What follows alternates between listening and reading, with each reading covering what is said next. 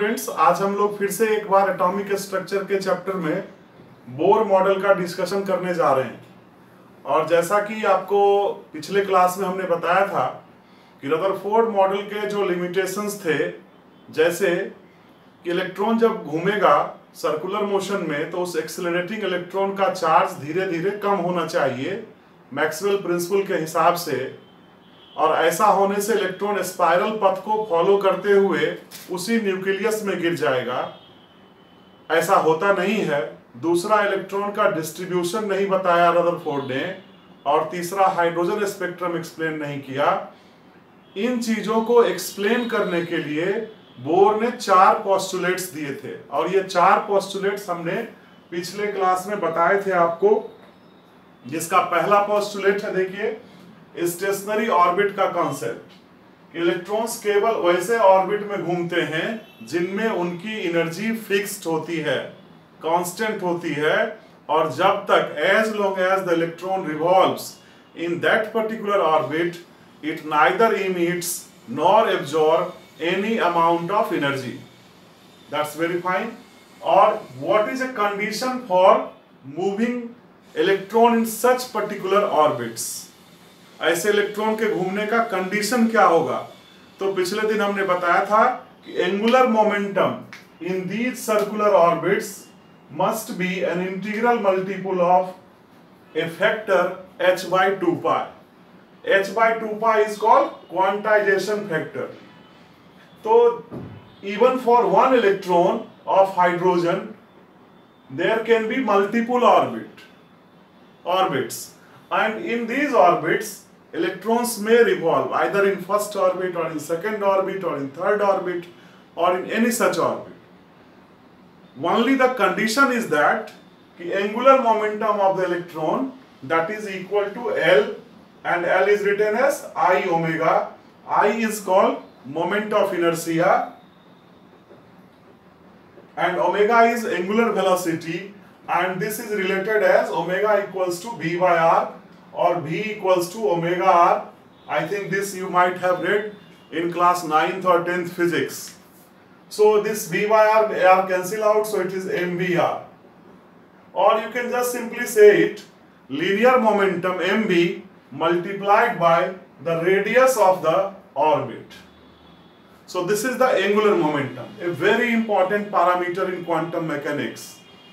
It must be an integral multiple of h by 2 pi, n is equal to 1, 2, 3, any integer. Now what could be the maximum number of electrons?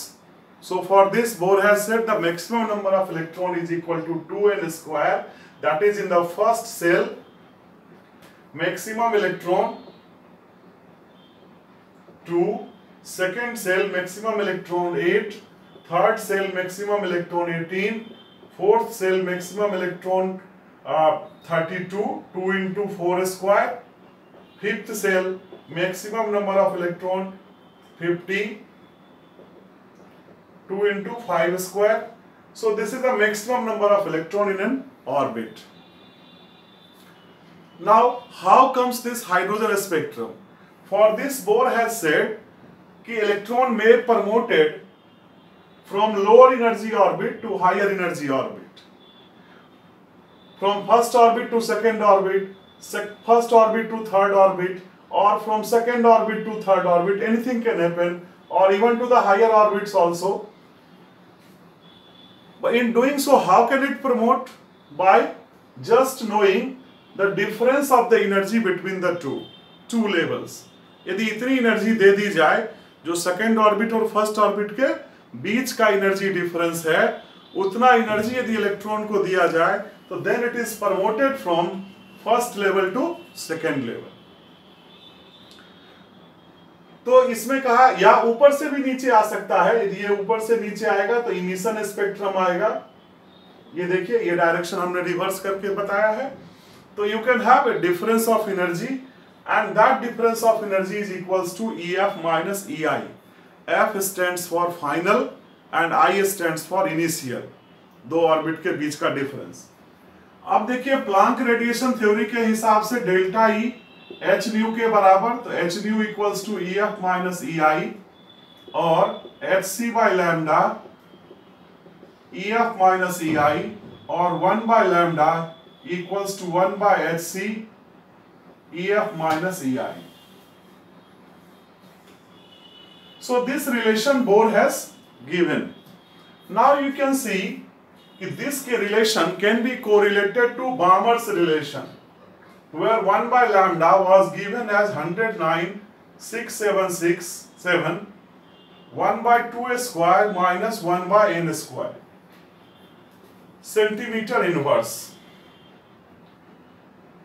where n is integers greater than 2, 3, 4, 5, etc.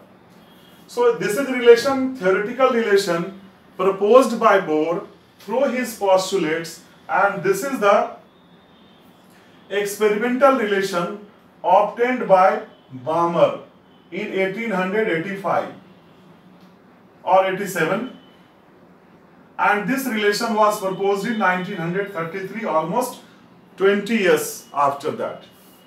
So suppose if the two relations holds good, and if there is any correlation between the two relations, then we can say the 4 postulates of the Bohr are correct.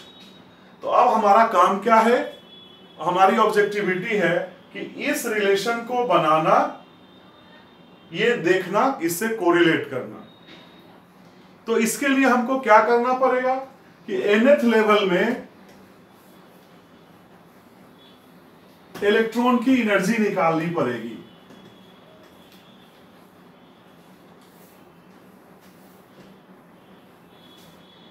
तो अब हमारा objective क्या हो गया, to find energy of an electron in nth Bohr orbit. nth Bohr orbit में electron की energy निकालनी है। इसका डिस्टेंस मान लीजिए r है, ये इलेक्ट्रॉन यहां पर है, यहां पर पॉजिटिव चार्ज प्लस जेड हम लोग लिखते हैं। जेड क्या है, एटॉमिक नंबर। जैसे हाइड्रोजन के लिए जेड का मान 1, हीलियम प्लस के लिए जेड का मान 2, लिथियम डबल प्लस के लिए जेड का मान 3, बेरिलियम ट्रिपल प्लस के लिए जेड का मान 4। अब आपको लगेगा कि हमने यहां हीलियम प्लस क्यों लिखा। तो बोर्स थ्योरी का एक लिमिटेशन है कि it is applicable to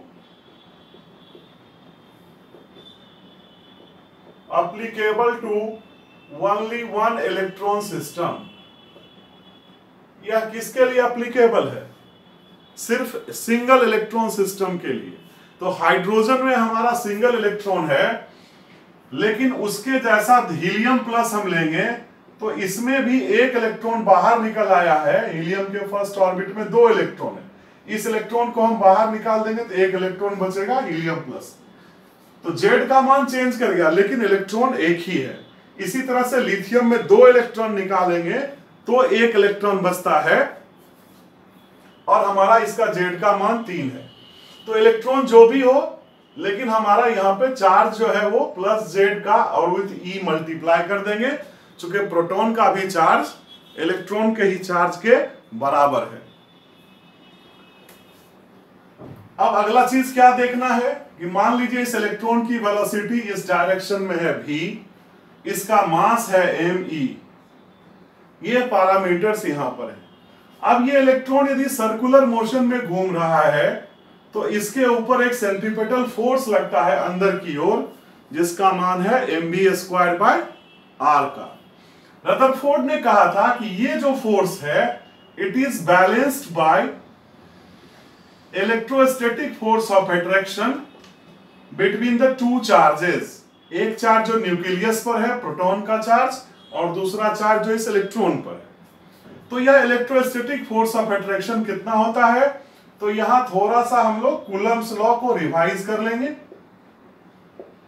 Coulomb's law कहता है कि यदि 2 चार्ज Q1 और Q2 r डिस्टेंस पर हो तो उनके बीच लगने वाला फोर्स F दोनों चार्ज के प्रोडक्ट का समानुपाती है और उनके बीच के डिस्टेंस का के स्क्वायर का इनवर्सली प्रोपोर्शनल होता है।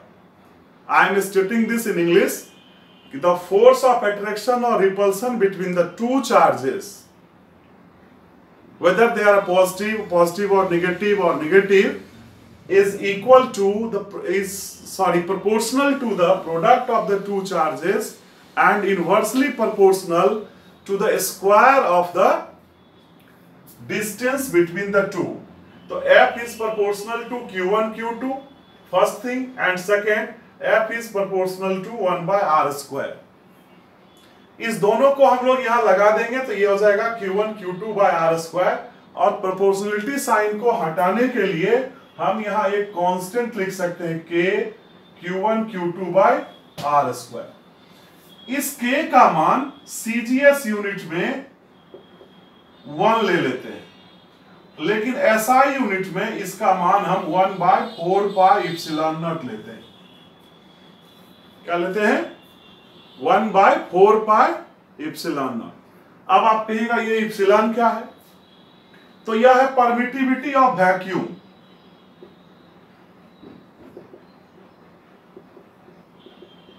परमिटिविटी ऑफ वैक्यूम, और इसका भी हम ये कांस्टेंट है। जैसे दो अलग अलग माध्यम होंगे तो अट्रैक्शन या रिपल्सन का फोर्स चेंज कर जाएगा।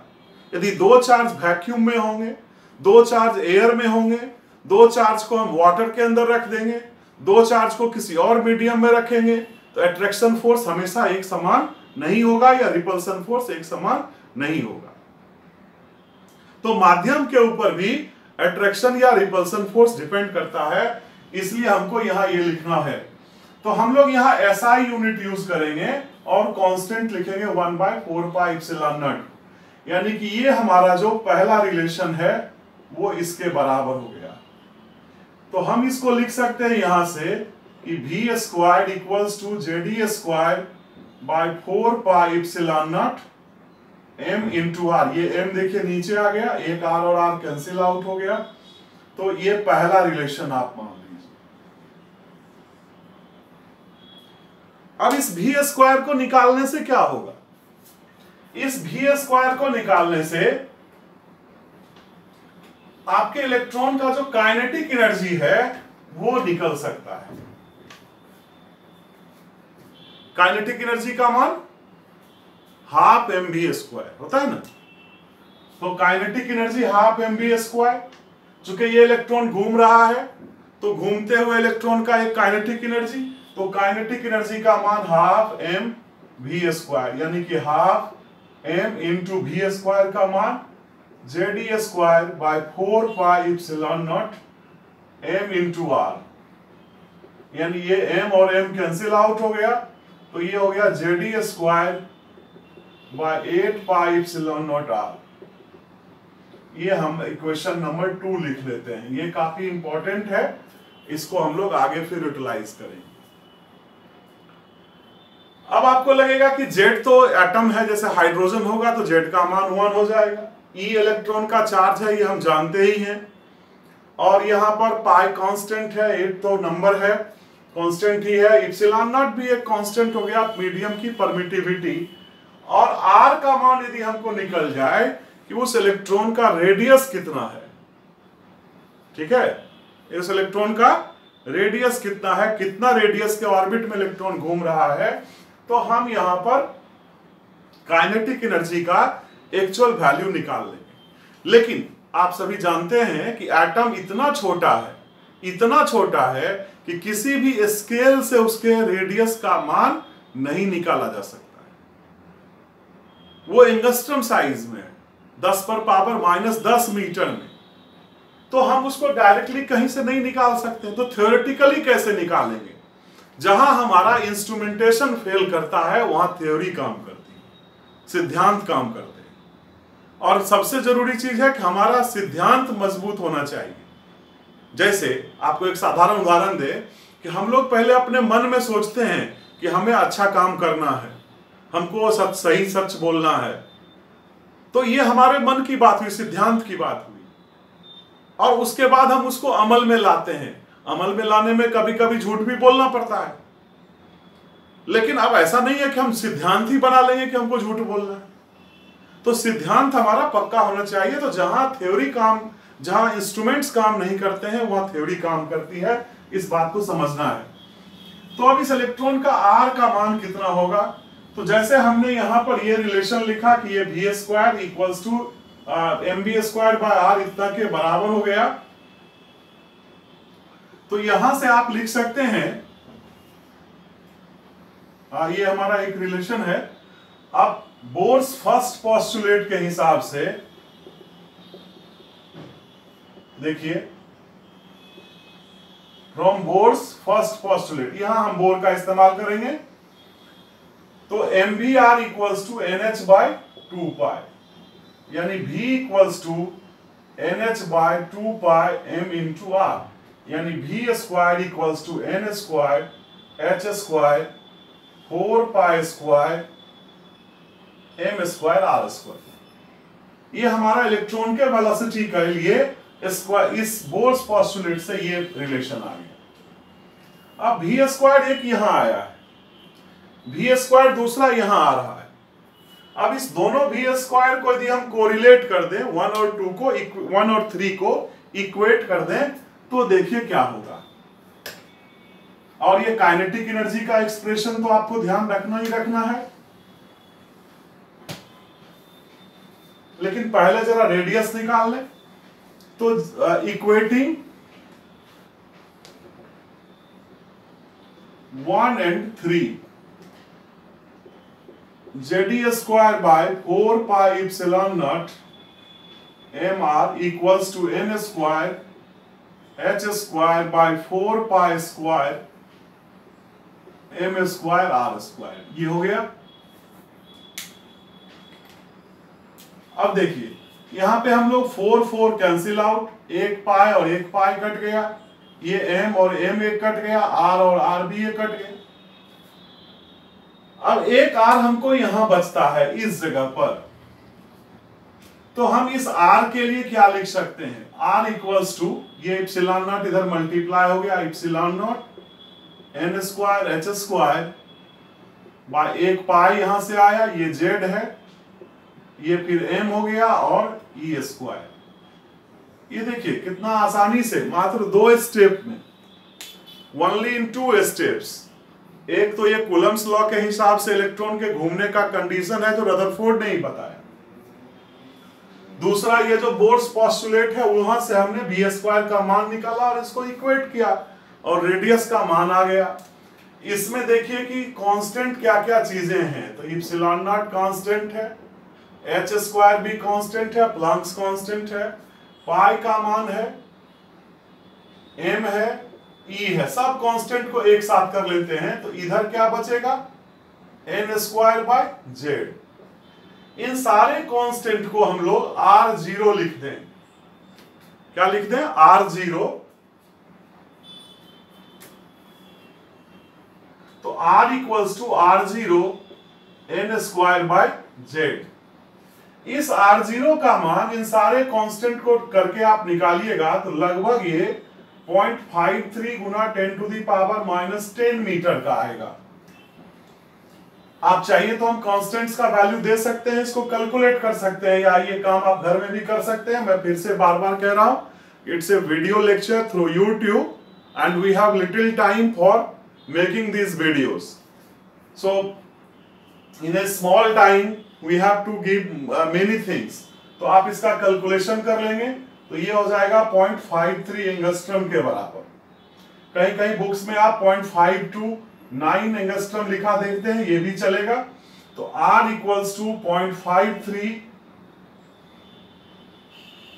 N square by Z angstrom, या कहीं कहीं आप R equals to A0 N square Z लिखा देखते हैं, जहां A0 का मान यही R0 लिखिए, या कहीं कहीं ये A0 भी लिखा जाता है इसके बराबर। तो यदि हम आपको अब पूछें इस इक्वेशन के बाद कि हमारा फर्स्ट ऑर्बिट का हाइड्रोजन एटम हो R1H का मान क्या होगा? तो इस R1H का मान, Z का मान 1 हो गया हाइड्रोजन के लिए, तो A0 इंटू 1 का स्क्वायर, ये 1 का मतलब हुआ फर्स्ट ऑर्बिट, डिवाइडेड बाय 1 यानी कि A0 0.53 एंगस्ट्रॉम के बराबर हो गया।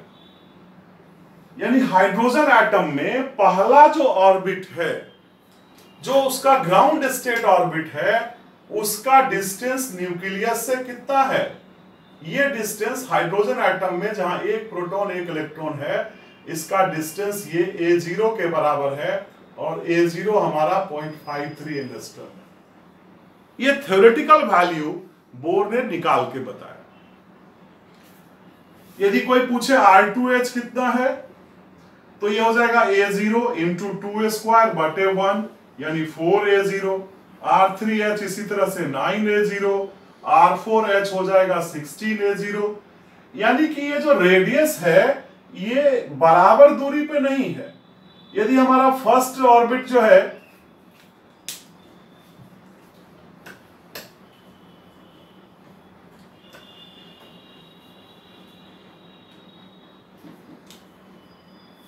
ये न्यूक्लियस हो गया, फर्स्ट ऑर्बिट यहां है, तो देखिए सेकेंड ऑर्बिट इससे थोड़ा दूर पे है, थर्ड ऑर्बिट और दूर पर है,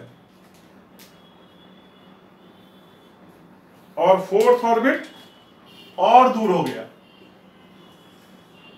ये इस तरह से। तो ये हम यदि 0.53 एंगस्ट्रॉम का मानते हैं, तो यहां से यहां ये 4A0 हो गया, 4 इंटू 0.53 एंगस्ट्रॉम, यहां से यहां 9 इंटू 0.53 एंगस्ट्रॉम, और यहां से यहां ये 16 इंटू 0.53 एंगस्ट्रॉम। तो radii of the atoms, orbits of the electrons are not equidistant, rather they are varying with the square of the orbit number. Thank you for today's lecture, and next day we will derive the expression for energy and then discuss about the hydrogen spectrum and Balmer's experiment. Thank you.